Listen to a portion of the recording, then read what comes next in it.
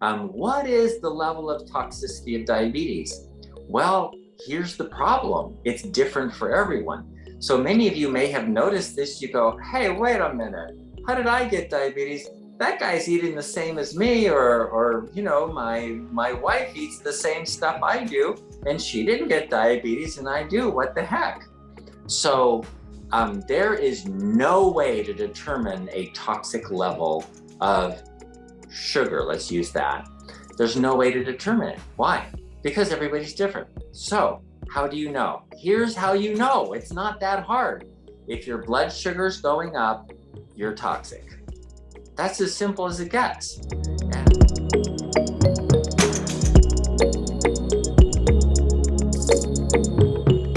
Welcome to the Fixed Blood Sugar webinar. We're going to see if people hop on here. Everyone was kind of having some trouble, I think, with Zoom. So, yep, people are hopping on. Okay, good. That's a good sign. Things are working. How are you guys today? Welcome. Welcome to the Fixed Blood Sugar webinar. It's a beautiful day in South Dakota. A little overcast, but I think it's going to be like 80. I thought I saw 87.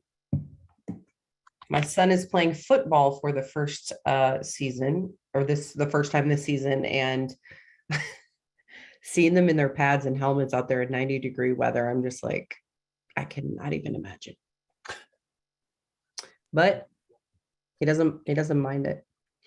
Okay, so sorry guys for the late start. Zoom was just being a little bit crazy, but we're excited to have you guys here. Say hello when you hop on. Let's make sure that chat is working. We're talking about type 2 today, just like we always do. But if Dr. Saunders isn't here, I think I'm wondering, maybe people can put in the chat, like if they continued to get like the Zoom invite. I'm wondering if maybe that didn't go out and people used like last week's. That's what I did today. And Dr. Saunders didn't get one either, so I just texted it to him. So really? Yeah, maybe it just only went through last week and we have to redo the invite or something. I'm not sure. No, I mean, it shouldn't have. I looked on there and there's a lot of upcoming ones, so it shouldn't have been that. But I mean, you just never know. Yeah. I just changed the chat, so you might not. Well, hopefully people can chat. There we go. Shoot. Okay, I'll check into that. No email. Okay. Interesting. So please stand by. Share your favorite recipes or stories of your grandkids or whatever you want to do in the meantime here in the chat. Right. So yeah, it looks like nobody got the invite today. But look at these. We got over 30 people here that figured out a way. Awesome. Style. All right. Velo made it on. All right. Aileen, I got your email. Oh, okay. So first of all, guys, while we're waiting for Dr. Saunders to hop on, welcome to the Fixed Blood Sugar webinar. The chances of you being a first-time viewer here then are pretty slim, I'm going to guess, because you didn't get an email to remind you. So that is a bummer. So the ones who are on, you've probably been here before. So hello and welcome back. We talk about type 2 diabetes on this webinar, but the thing that we focus on is the diabetes solution kit. And there are 3 different phases in this kit, mostly talking about food, low carb, but there's a lot of other information in here as well. It's not just all about food, but also about taking care of yourself in other ways. And so we talk about those things in the diabetes solution kit, but you might hear people reference things from the book. And one thing that I get the privilege of doing is chatting with those of you who have had success with this and have been on this journey. And I actually just was talking, Aileen sent me an email. Hello, Dr. Saunders. Hi. I had chatted with her. We did a video chat and we recorded her story and she just was having a lot of success. Well, I just sent her the video copy of it. She's like, oh my goodness, I'm doing even better than I was then. I've even lost more weight and I've had better numbers and all of this stuff. And I'm like, we should record another video. Anyway, the point is, I would love to chat with you guys about how you guys are doing. There may even be a small reward for you for doing so. But we like to get those on video and share those within our community because it's really encouraging to other people who want to make changes in their life. When they see that you're doing it, you're putting in the work, you're seeing the success, you're able to make the changes that you want, it's such encouragement. And so if you're willing to do that, I'd love to chat with you. Send me a message. You can send me a message right here or email me at leslie@bartonpublishing.com.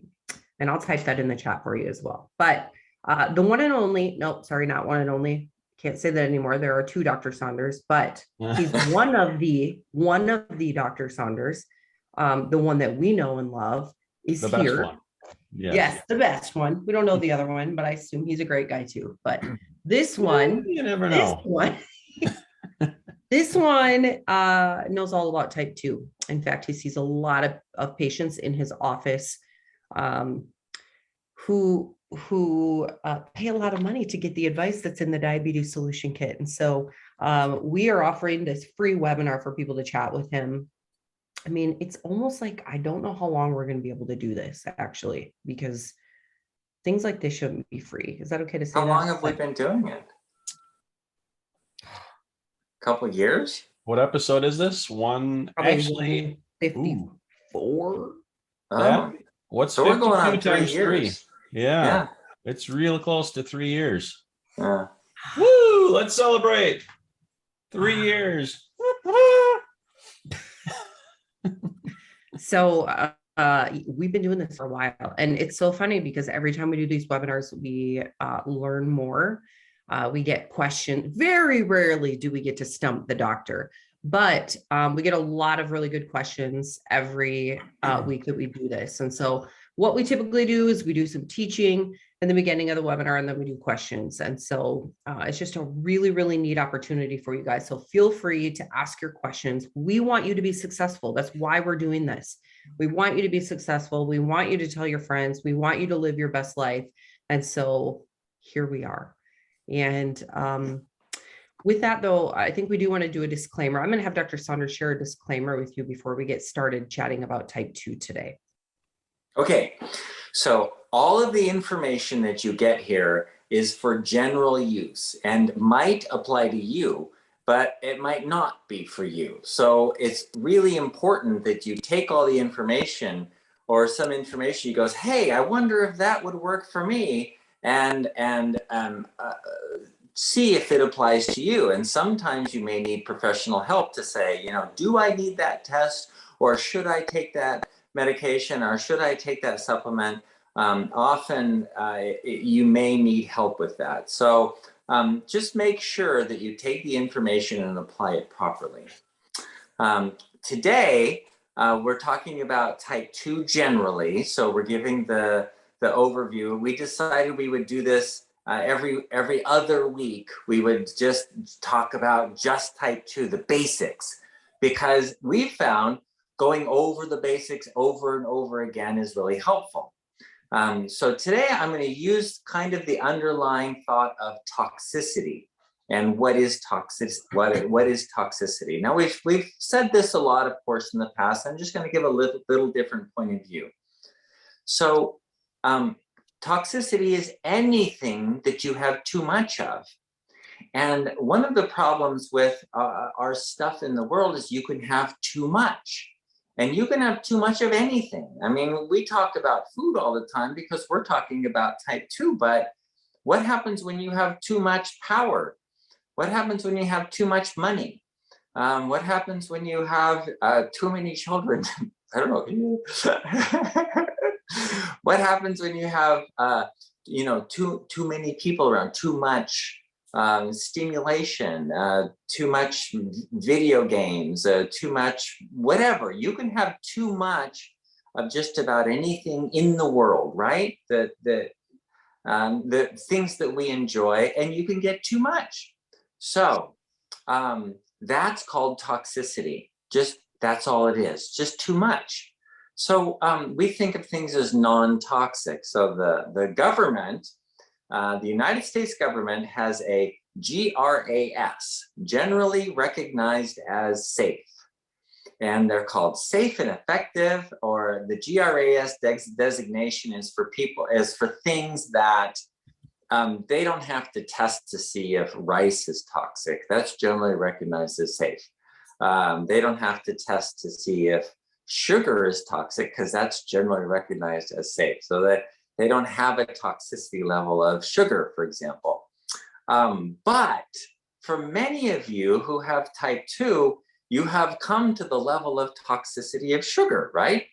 And that's essentially what you have, and that's why you have it, is because you have reached that. So what about water? Can you be toxic on water? Well, yeah, you can. I had a patient who had to go to the ER because of water toxicity and almost died. There was a woman here in California. They were having a water bottle drinking contest to see who could drink the most number of water bottles in their 5-minute period of time. And she won the contest and died because she got toxic on the water. So yes, you can get toxic on water. In fact, anything you can get toxic on if you get too much of it.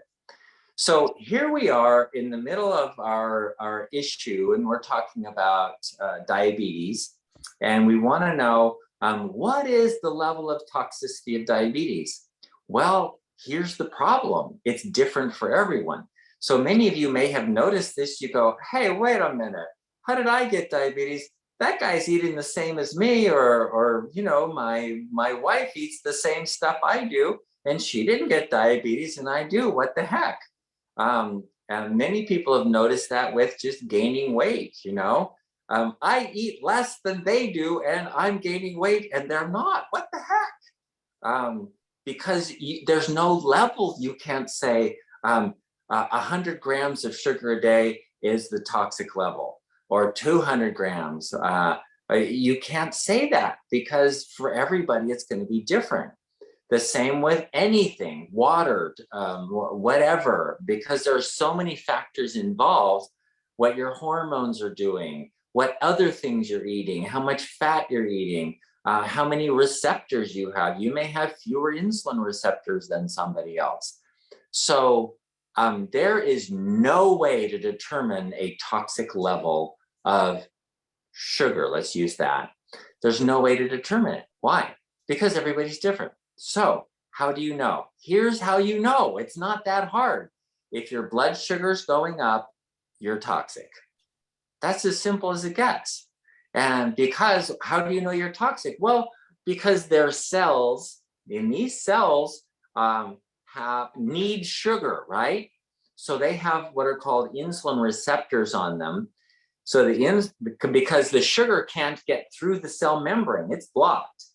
So there's an insulin receptor on there. So when the insulin goes up, that means you've just eaten something. You ate something, made the insulin go up, and insulin is telling the cells, hey, there's some extra sugar around here if you need any. And this cell goes, hey, I need some sugar, and puts out a bunch of insulin receptors. So the insulin comes, opens up the door, and lets the sugar in. And then the sugar in the blood starts going down, right? Because it's all being pulled into the cells. And then the cell fills up and goes, nope, done, block, we're done. We don't need any sugar. And so what if all of your cells are saying, I don't need any sugar? They're full, they're jam-packed, right? Then you have sugar toxicity, and that's called insulin resistance. The insulin can be there, but there's no insulin receptors on this cell because I don't need any sugar. What about the one next door? No, he doesn't need any either. What about the one that, no, he doesn't need any either. So then you eat, and what happens? The blood sugar is going up and up, and you eat more, and it goes up and up more, goes up and up more. Why? Because the cells aren't bringing any in. They're full. They're done. So that's the issue with toxicity of sugar, is your cells have enough, and so they're done. They've blocked all those insulin receptors, and you can have high insulin levels. I had somebody, insulin levels are normally around a fasting insulin around 5. So it could be 3, 4, 5, 6, 7, somewhere in there. I had somebody who was over 100, their insulin. Their pancreas is just pumping out insulin like crazy. But the cells, nope, they're blocked. I don't have any insulin receptors. Don't need any. So the insulin comes around, looks around. Nope, nothing there. Moves on. And it doesn't work. It doesn't do anything because the cells aren't bringing the sugar in. So the blood sugar just goes up and up and up and up, and keeps going up, won't stop. So that's toxicity. And why is that important? Well, because if the blood sugar is that high all the time and your insulin receptors are getting blocked, then there are certain other tissues like nerve tissues that aren't going to get enough sugar in them. Even though you have high blood sugar, they're going to decrease the number of receptors also. So then you're not getting enough for those. So that's why people with diabetes, they get Alzheimer's disease. The number one cause of dementia is diabetes. Did you know that? And kidney disease, the number one cause of dialysis, renal failure, is diabetes. So, and that's because the blood sugar is high for so long and all the insulin receptors are being blocked. So your brain can't get sugar in. Your kidneys can't get sugar in. Your heart starts having the same problem. So you get heart disease, nerve disease, and then the blood vessels stop working, your circulation goes down. So this is toxicity, sugar toxicity. And all it is too much. That's all. So that's why we started this program. And the program we've chosen is not the only way of doing it. We have chosen this way because it applies, again, like the disclaimer of, this is information that may apply to you, but it may not apply to you. So it has to be applied properly. So the Diabetes Solution Kit is a very simple detox program. And that's why we chose this one, because it's simple, it's easy to do, and it works. And we have hundreds of thousands of testimonials that say, yeah, it works, it works, it works, it works. And the way it works is to stop eating sugar. Well, that makes perfect sense. If you're toxic on water, you better stop drinking water. If you're toxic on lead, you better find out where that lead's coming from and stop bringing it in, whatever it is. I had somebody who was eating tuna fish, 1 can a day, just one of those little cans, those little cans, one a day. Every day for lunch, she would open up a can of tuna and she'd just eat it right out of the can. And that was her lunch. Well, her mercury toxicity level was off the charts. She goes, well, no wonder I have brain fog all the time and I'm feeling slow and sluggish and I can't even think straight. I'm like, yeah, that's what mercury does. It's highly toxic. So what is she going to do? Should I give her like chelation and let her keep eating tuna? No, she's got to stop the tuna fish. You got to stop that. You can't bring in more mercury when your mercury is way off the charts. That's exactly what the Diabetes Solution Kit is all about. You have all this high sugar, you got all this sugar coming in and your cells are going, nope, already got enough, don't eat anymore. So what are you going to do? Well, stop eating sugar. So that's what our phase 1 of the program is. And so, yeah, we do allow a little bit of carbohydrates, 20 grams, but that's not enough to run your body on. And that's really important, because how are you going to detox if you don't take in less than you're using, right? And that's the idea.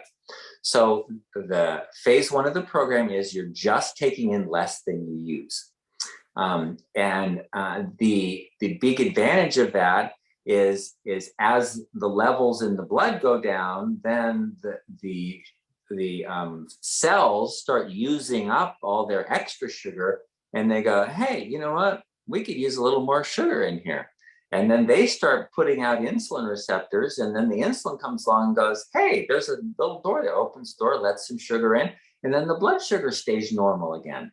And that's what phase 1 is to get you to where the system works properly now, to where the cells will, when they need sugar, they can open up and bring sugar in. And when they don't, they can close up and your blood sugar is not going to go up. It's going to stay the same. Because other cells will need sugar, and then other cells will need sugar. And so we have to create a need. And you create a need by not eating any. So that's the cleanse, that's the detox, that's phase 1. And that's the why we do it that way. Not only does it make sense, it works. I have a question for you that I don't know that we've ever asked you before. You've talked about too much blood sugar, too much insulin. How does the body know how to keep that balance so that you don't get too much insulin that then so your cells have too much sugar and then your blood sugar goes super low and you get hypoglycemia? Like, what regulates all that?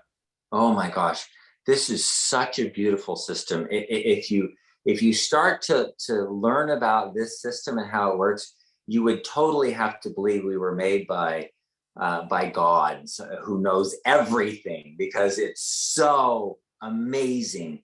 This the cells, it's automatic. The system is set up so it's automatic. So this cell doesn't have to know how much sugar is around for the brain. This liver cell doesn't care about your stupid brain up there, right? And all it does is think about what I need. It's all about me, right? Me, I need some sugar. So what would happen if you didn't have insulin is the cells would just suck in all the sugar they wanted, and your blood sugar would drop too low and your brain would go without sugar and you would just keel over and die. So the system is set up so that they can only bring sugar in when there's insulin. If there's no insulin, they can't bring sugar in. So then you have the pancreas that is like the central blood sugar organization. So this center of blood sugar organization, they're called islet cells, measure the level of sugar all the time. And if the sugar starts going up, they make a little bit of insulin. Now, how long does insulin last? Insulin lasts in your body about 10 minutes. Like between 1 and 10 minutes. It's like minutes. That's all the insulin lasts in your body. So that if your blood sugar goes up and starts going down, the pancreas just shuts off insulin, and within 10 minutes, then there's no more insulin left, and then it'll level out. And so the system is just beautiful. Now, what if it starts dropping too low? What's going to happen? Those same cells, those islet cells in your pancreas that make insulin, go stop making insulin and start making glucagon. So they put out glucagon, and glucagon goes right to the liver and tells the liver, hey, we need more sugar. So the liver goes, oh, make sugar. So the liver takes glycogen and makes it in sugar and just pumps sugar into the blood to bring it back up to normal. And so now the blood sugar is normal. And if the liver runs out of sugar and all the glycogen is gone because you've been starving for a month, then it takes your proteins and it takes the glutamine from the proteins and makes that into sugar and starts pumping that out, so that you always have enough sugar. Even if you're not eating sugar, you could totally be sugar-free 100%. There's no need for glucose in your body. It's not a nutrient. It's not like a vitamin. You don't need it to live. You could totally live on fat and protein and never eat a bit of sugar, and you'd be just fine. Isn't that amazing? So this system is so beautifully regulated that it's automatic. That the pancreas doesn't care what your cell down there is doing. All it cares about is what is the blood sugar right now, and it regulates it accordingly. And then the cells are doing their own. Everything's doing their own thing, but the system is coordinated beautifully to keep that blood sugar really nice. That is fascinating. Praise God. Like you said, how can you just believe we're all here by random chance? There's no random. This is an intelligent system. It's not random. Yeah. Awesome. All right, Leslie. Very cool. Lots of good questions coming in. Feel free to post those in the Q&A, guys. We'll go ahead and just get started. Brian said, hey, all, great news today. A1C just hit 5.4. The bad news is as soon as I raise carbs, they go up to as high as 118. Any advice? Well, 118. Okay. Is that after eating food? Like, that's my question. Like, is that a fasted level or is that after you eat? Because naturally, he's saying go up some, right? Yeah, he's saying after he eats. So he eats a little bit of carbs and it goes up to 118. Yeah. Well, that's kind of normal. It's okay. And your hemoglobin A1C is beautiful. 5.4 is awesome. So it's not like your average blood sugar is okay. But you may just be very sensitive to carbs. So try something else. And that is fat will cause you to be resistant to insulin. So when you eat carbs and fat together, it'll make your blood sugar go up more than it would normally with that amount of carbohydrate. So consider this, that if you are exercising, you can bring more glucose into the muscle cells, but fat will block that. So if you don't eat fat and you exercise more, you may find that that levels out very nicely. And so what does that mean? You have to be on a fat-free diet? No. There's something called a zone diet. There's a book out that's been around for a long time. And the American Academy of Anti-Aging Medicine uses this diet, the zone diet, as their kind of basic basis for an ideal diet. And what that is keeping them separate. Like you have your carbs separate from your fat and protein. Fat and protein can go together, and then carbs can go together.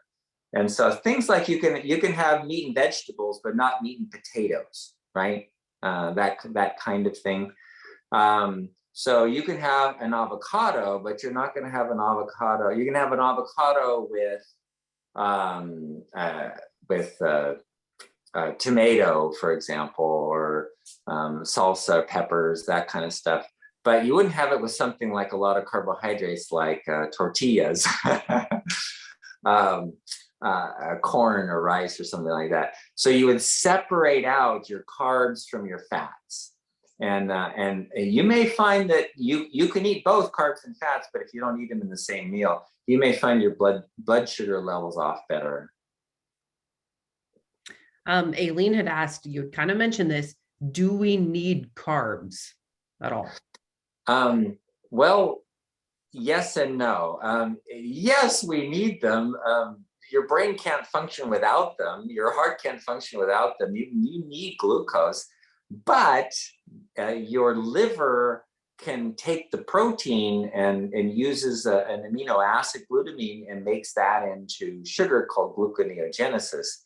So you can make the sugar out of protein. In other words, yes, you need it, but do you need to eat it at any one time? No, you can actually, people can go for years on a meat diet and have no carbs at all and do just fine. In fact, who was it? I think the carnivore diet, I think it was Dr. Mercola. I went out to lunch with him once and he was eating raw meat. And I'm like, oh, really? That was all he was eating, just some raw meat. And yeah, you can, what's that? I was with you there. I think. Oh yeah, that was the time we were at that conference together. Yeah. Just the day before that. So, yeah. Interesting. I have never tried raw steak, like raw. I'm like, no, it's okay. Steak tartare. Stop mooing. Okay. We have a message. We have a message here from Don. It says, I know this is about blood sugar, but I had to let Dr. Saunders know this. Thank you, Dr. Saunders. I didn't think I could do it, but today is day 30 of my fast. I had the same clogged artery issue as the former tennis pro in your story. At age 78, I'm smart enough to know that if there is a blockage in the coronary artery, there is a blockage everywhere. So their recommended solutions of stents or statins would not fix anything, as all they treat are symptoms. So I opted for your tennis pro solution, and it appears to have worked as I move with much greater ease these days. I will soon test myself with an hour-long walk. I used to walk an hour every other day, and then I quit for nearly 2.5 years before starting up again, only to discover that I had to rest every 10 to 12 minutes. That is when a stress test indicated an abnormal heart rate in need of fixing. During the last 10 days, I did use IV electrolytes purchased online and an occasional green drink. Otherwise, it was all water, coffee, tea, and no supplements. Wow. Good work, man. Yeah. That's tough. That's tough. That That's is great. tough. Yeah. And that is amazing. Good for you. I know what that, I've never done it for 30 days, but I got like 8 days once. And that was mentally a lot for me. So 30 days, you're amazing. Great job. Yeah. Good work. Okay. Let's see. Brian had said also urea nitrogen. Okay, so Brian was the one who's let's see, his numbers I think were at 5.8 and wondering why when he ate carbs it would go up. But he also Oh, says 5.4. Yeah. Oh, 5.4. Yes. Okay. Yeah. Yeah, sorry. He also says urea nitrogen at 21, urine ketones, small, high, anything to do with my type 2. Oh, it could. Your urine ketones are considered high when you have any of them because of something called diabetic ketoacidosis from type 1 diabetes. It doesn't really apply in type 2. In type 2, you want the ketones. In type 1, you don't want the ketones, but the lab doesn't differentiate between them, so it says high. So yes, you want the ketones. That means you're burning fat. When you have ketones in your urine or blood, it means you're using fat for energy. And so that's a good thing. Your brain can actually run on ketones, not all of it, but can run a lot on ketones. So it's good for the brain, it's good for the body, and it's good to use ketones at least sometimes. You know, it's really interesting. Children, little babies, even with seizures, sometimes they're born with brain disorders and they just have seizures. And they're seizing constantly. They're just always having a seizure, and they used to like take out half the brain to find wherever the seizure is coming from. They want to take that part out so that they stop seizing, because they got to stop them from seizing. And they found that they can put them on a ketogenic diet, the keto diet, and they stop seizing, and they just keep them on the keto diet for 2 years. And after 2 years, they can take them off the keto diet and they won't seize anymore. Wow. It cures it. It's amazing. Wow. All right.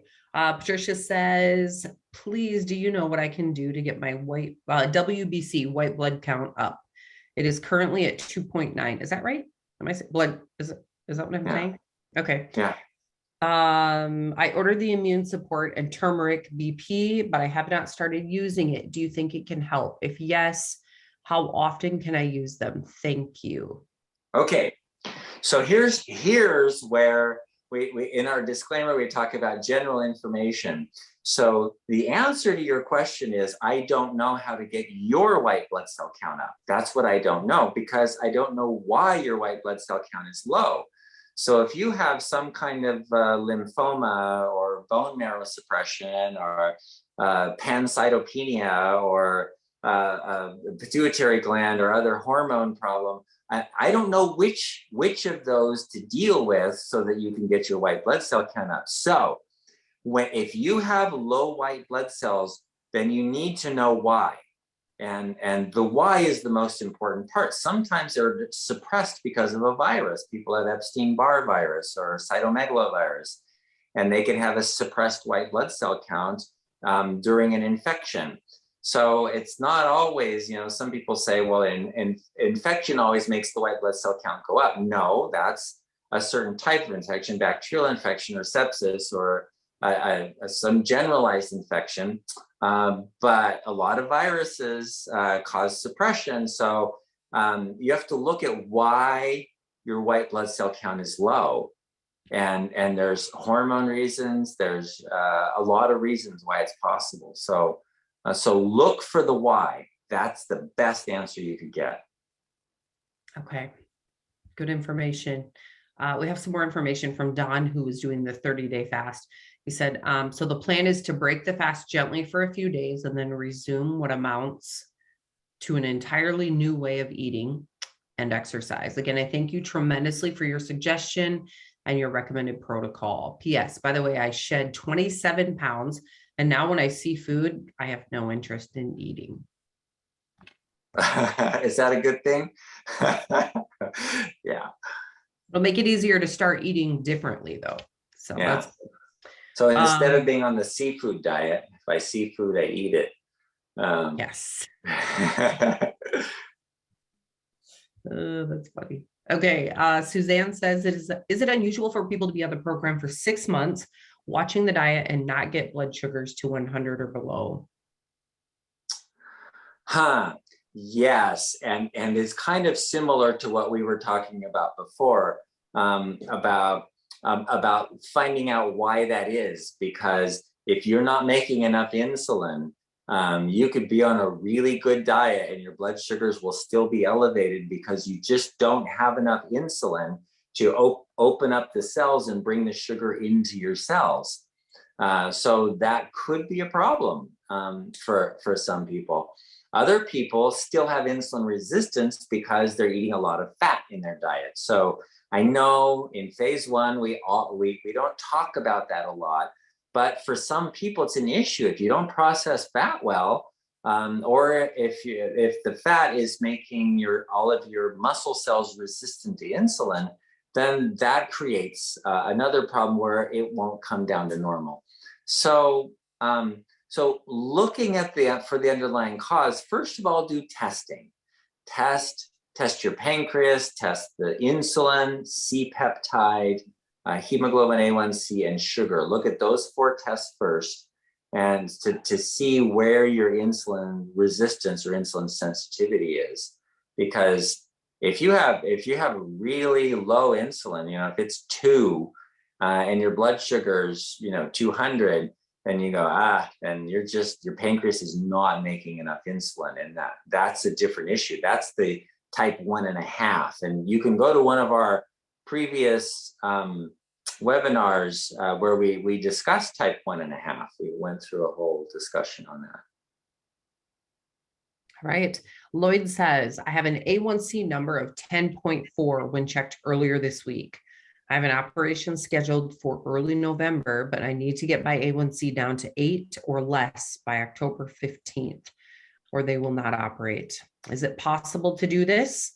I have type 2. I'm 70 years old. What can I do quickly to get the A1C down, if anything? Okay. So we just heard a story of a 70-year-old who went 30 days without eating any calories at all. And his lost 27 pounds. And he doesn't say what his blood sugar is, but I have had people do that. I had somebody who he wasn't 70, he was 60, but he needed to get a Class A driver's license, and they wouldn't give it to him because his diabetes, blood pressure, and he had sleep apnea. So those problems were like we won't give you a commercial driver's license.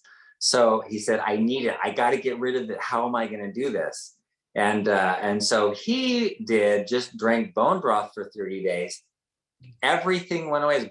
His A1C was normal. His blood sugar was normal. He didn't have sleep apnea anymore. He lost about 30 pounds also.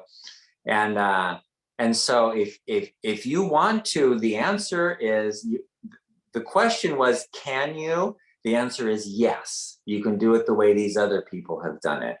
And that is by not eating any calories, or like a bone broth. You can live on bone broth for 30 days, and your A1C will be pretty close to normal, and your blood sugars will be normal, and you'll heal better after your surgery. All right. Good stuff. We have lots of webinars on fasting if you guys are interested as well. Well, I shouldn't say lots. We talk about it a lot, but there are a few webinars. Okay. Pat says, my system doesn't process fats properly. When I tried the keto diet, this caused a problem. How do I get around this? Okay. Thank you.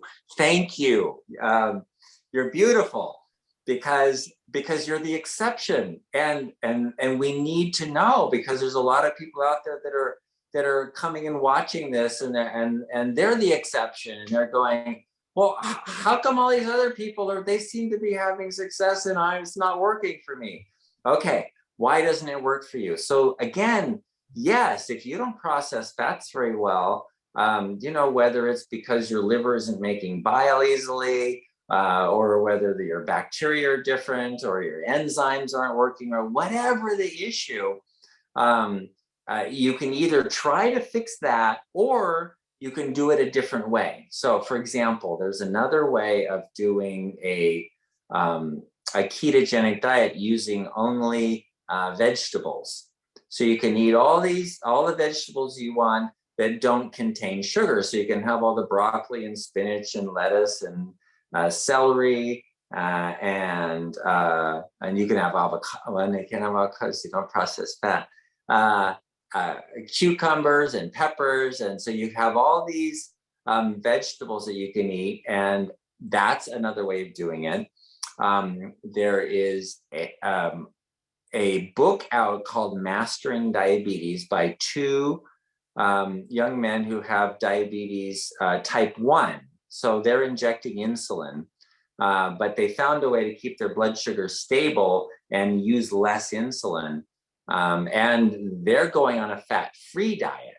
And so that Mastering Diabetes, it's called, can be very useful. And you might need to do the opposite program from our ketogenic diet. You might need to go to a fat-free diet instead of a sugar-free diet. And for some people, that's necessary. I've had patients that I've had to do that with, that they just did not do well on the ketogenic diet and needed to be on the fat-free diet. Interesting. Okay. Velo says, just to give another plug for the immune support, Barbie and I were down with COVID as of Wednesday last week. We are both almost at 100% now, 1 week later. The supplement is incredible. Let's see. Do I have it back here? Nope. Sometimes I pull from my own stash and I go put it in my kitchen for everybody to use. But okay, so our immune support, if you're interested in that, you can find that at bartonnutrition.com. I will post a link to that actually I'll post that in our chat. I can't believe I don't have it sitting here and Joe's not on. Okay. Aileen says, wow, this is good information. Glad you were both better. Yes. Okay. Awesome. Mitchell says, I have read in some literature that if you're on metformin, that neuropathy is a side effect of the drug. To combat the onset of neuropathy or the continuation of neuropathy, take neuropathy, take vitamin B12. Is there any truth to that statement that B12 can reduce or eliminate the effects of neuropathy from metformin? That's very interesting. In a sense, yes. So what metformin does is it prevents the mitochondria, which are the powerhouse of the cell, it kind of blocks it from using sugar. So it increases what's called cyclic AMP and tells the body, hey, you got to start using fat here. And so it kind of forces the use of fat. Well, nerve cells don't do that very well. So if you already have diabetes and you have a limited blood flow and the nerve cells are already marginal, and then you add on the metformin, yes, you can cause neuropathy. So then you give vitamin B12. Well, vitamin B12 can actually stimulate more energy production and is often very beneficial for marginal nerve cells. So yes, it doesn't actually deal with the problem, but for improving the function of marginal nerve cells, B12 has been pretty good. And I've used it with shots, giving people really high doses, like 5,000 micrograms in an injection, just intramuscular injection, because they have like carpal tunnel syndrome. And I've had the carpal tunnel syndrome completely resolve just from vitamin B12 shots. I had another young man with schizophrenia that his hallucinations and paranoia completely resolved with vitamin B12 shots. So because the vitamin B12 can stimulate blood sugar, or not, to increase the mitochondria, the energy produced by the mitochondria, the marginal cells that don't have enough energy can then function and things start working again. But it doesn't always address the problem. So, so I don't know. Yeah, you can probably overcome what metformin's doing with vitamin B12 somewhat, at least. Okay. Don said that homemade bone broth made in a slow cooker is fabulous. I would agree. So if you are interested in fasting, or even, I think sometimes if I get run down, then, or anyone in my family does, we'll use bone broth, kind of sip on that throughout the day. And it just seems to just really help because you're getting all the nutrients I think that you need. So we do that in the slow cooker a lot as well. You can also Google those recipes. I think Dr. Saunders maybe has posted information about that on our, or I posted it maybe on our Barton webinar Facebook group. That is a private group for all of y'all to join. So Barton webinar, find that on Facebook. I'll approve you to that. You can get lots of good information there. Okay, this is from Pat. Can diabetes affect the tendency to develop iron deficiency, anemia, or high white cell count? Well, not directly.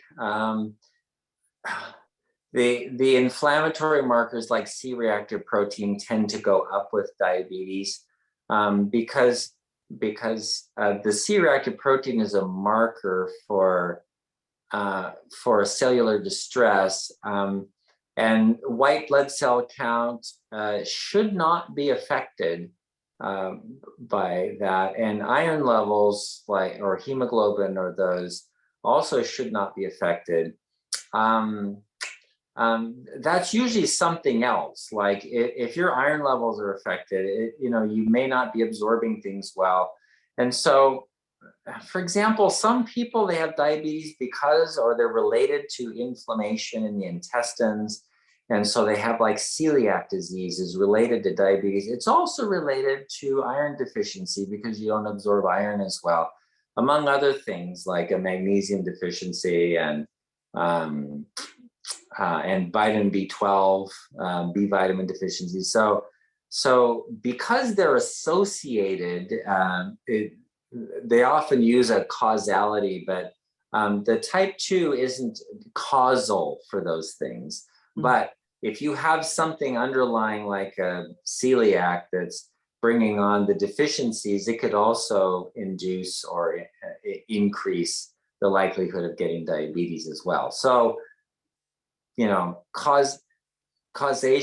association is not causation necessarily, but yeah, they are associated. Okay. Glenn had a message. He was excited to be back on today, even after he's doing well with his eating, even after some vacation abuse. And so I just thought that was a good message for those of you maybe who have kind of fallen off track a little bit, or things didn't go as well maybe with the way you were eating and you're thinking, well, what's the point? I'm already messed up. Come back. You can always start today. You can always jump back on. That's kind of the beauty of the plan too, is that people are finding a lot of success. They go through the different phases, and if they make a mistake, they know what to do to get their blood sugars back on track. So any other questions or any other notes, I guess, that you have, Dr. Saunders, to share with us today? Well, as far as toxicity goes, we've been discussing kind of what toxicity is, and one of the issues that often comes up with the doctors, for example, giving a drug, it's adding on toxicity to toxicity with giving insulin. So now you have too much insulin already, and the doctor says you need more insulin because your blood sugar's high. But your sugar's high and your insulin is high, and they often give more insulin. And a lot of the drugs increase insulin. So you're already toxic on these substances.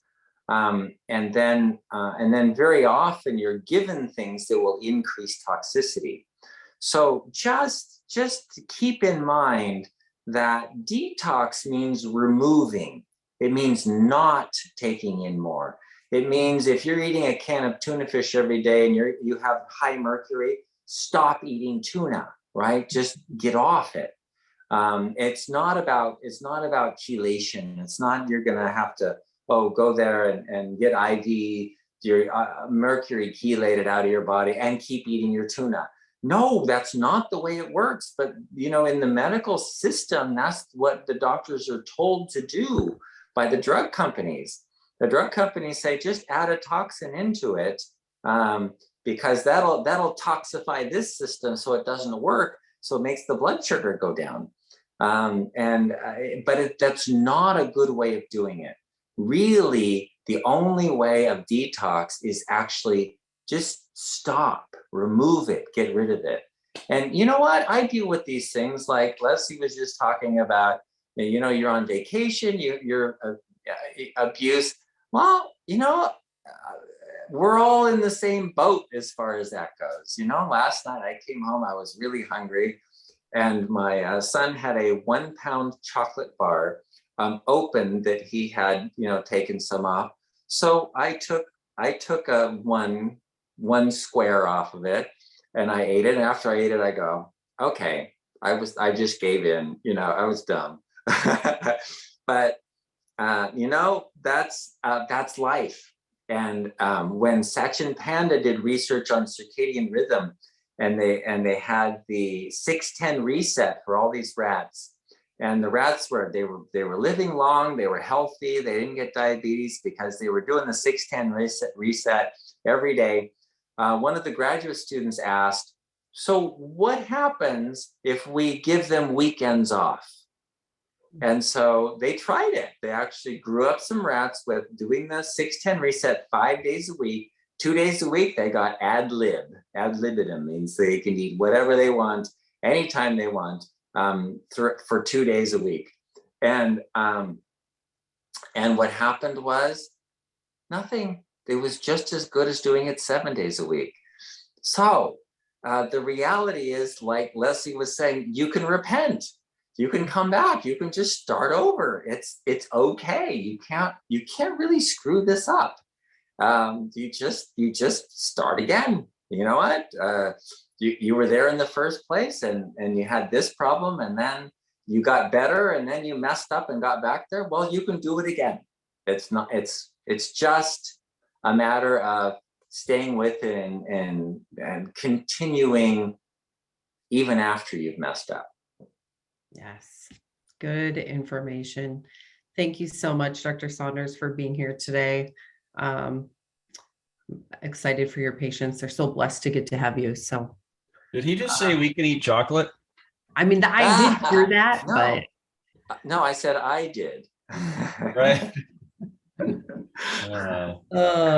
What do you think if we were to formulate a chocolate drink that was low carb and tasted really good and had some fiber? Joe, stop. Yeah. Joe, stop.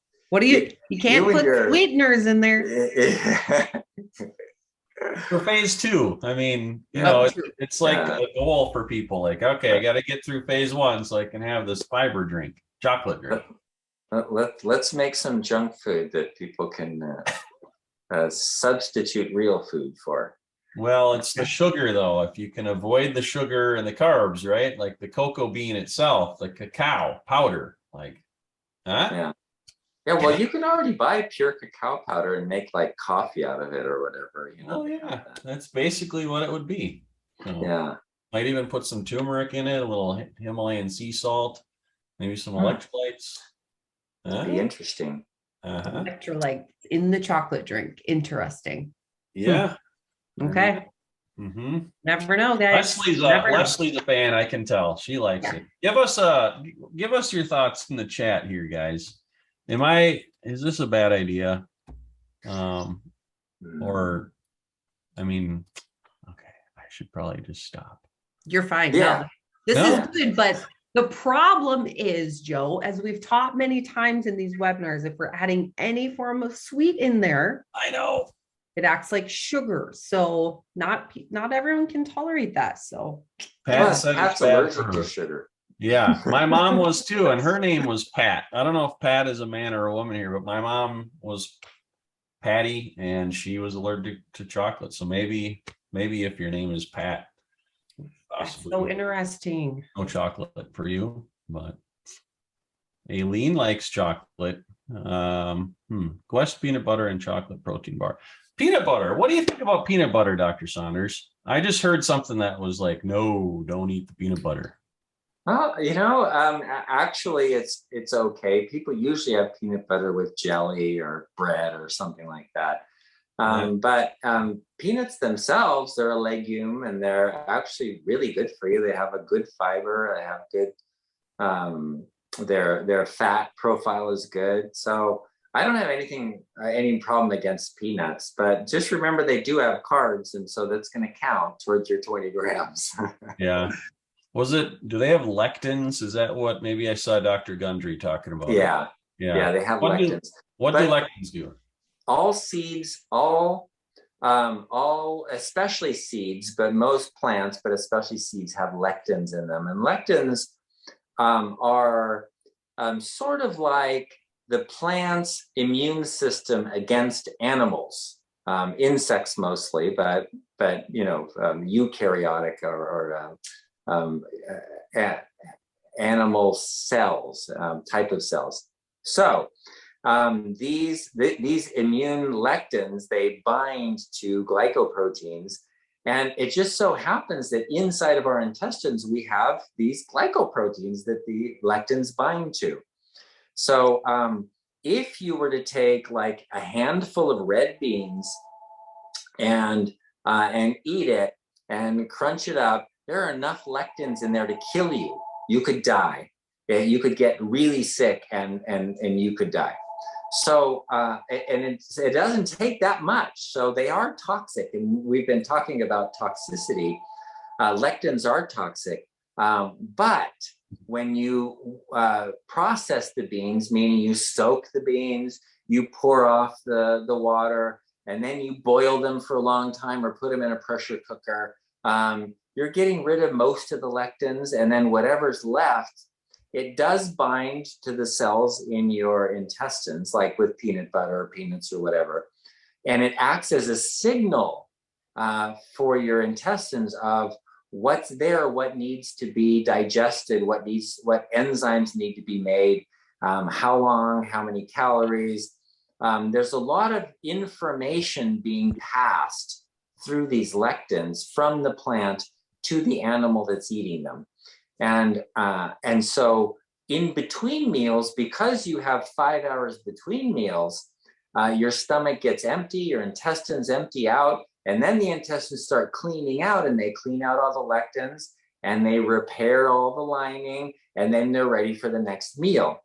The problem comes in when you're eating these lectins one after another, like wheat lectins, or like that causes celiac disease, or the tomato lectins, or whatever. It's just one after, and you never stop eating. Your stomach's never empty. You never clean them out, and you end up with leaky gut. So that's what Dr. Gundry's talking about. It's pretty easy to end up with leaky gut if you're continuously eating them. And that's why part of our program is making sure your stomach is empty between meals so that you can clean all that out. Fantastic. Thank you, right, as always, Dr. Saunders. Okay. We'll see you, Dr. Saunders. Bye-bye. Have a great day. All right, I can hang on a little bit if we had a few more questions, it looks like. There was a question about using the code webinar 25, which you can use to save 25%. Can they use that more than once? Yes, they can. They can use it as many times as they want until we take it down, which we have no plans to do. So, all right. Yeah. Mitchell, you're asking about using agave as a sweetener, and Dr. Saunders would actually, you know what? I'm going to direct you to bartonwebinar.com. He actually talks about sweeteners and what they do to your body. And that includes agave, basically anything that tastes sweet. He will say no, unfortunately. I know, boo. But just until you kind of figure out how you respond to those things. But he does talk about that in a really quick clip at bartonwebinar.com. This will be episode number 154, just so you guys know. Lloyd was asking that, so you can rewatch it if you haven't found our YouTube channel. There's a link at bartonwebinar.com. And let's see. Greg asks if there's going to be a Christmas special 35% discount code. I think Christmas is on December 25th, so 25 is the number. That is a great number. Yeah, if it was moved to the 31st, we'd maybe consider changing that, but I don't think they're going to move Christmas anytime soon. Let's see, what does Jennifer say here? Taking insulin, Trulicity, taking meds, a med that starts with a J can make you feel rotten and headache every day. And Jennifer, a lot of people, that's why a lot of people have come here, you know, they want to take care of it without having to use pharmaceuticals. And that's how a lot of people end up getting started with the diabetes solution kit, because they're sick of the side effects and they just want to feel good again. They know it can be reversed. And so if you haven't checked it out, which actually I think you have, your name is familiar, but yes, very true. So if you're interested in finding out more, if you're new here and you want to check out the diabetes solution kit, there are lots of ways to find it, but the easiest right now is just to go to bartonwebinar.com, and that's where you'll find just all the information about what we're talking about today. All right. Patricia said she tried using the code twice and won't let me, says I've used it. Let's see, can't use it twice. So that looks like a technical issue. I will ask about that and we'll try to make sure that that is fixed. So give us a little time. Actually, our web developer is gone this week, but we might be able to get someone else to work on it in the meantime. So I'll do that right now. Leslie, you can keep pulling here. Interesting note here from Pat. My doctor is giving me 2 types of insulin. He said one will cause you to gain weight and the other one will reduce your weight. I wish Dr. Saunders was on right now to chat about that, but that's very interesting. What was it?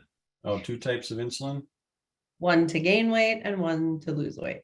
Well, that's not why, but one will make you gain and one will lose. It's almost like, here, take this to counteract this. And that's what we get into this, you know, whole storm of things, I guess. So, okay. I think that's probably it for us today, guys. Again, bartonwebinar.com. If you have not subscribed to our YouTube channel, go do that. You can also find us at Barton Webinar on Facebook. It's a private group. I saw a few of you actually asked to join that today already while we were on the webinar. So awesome. We'll try to share some things there, and go ahead and introduce yourself.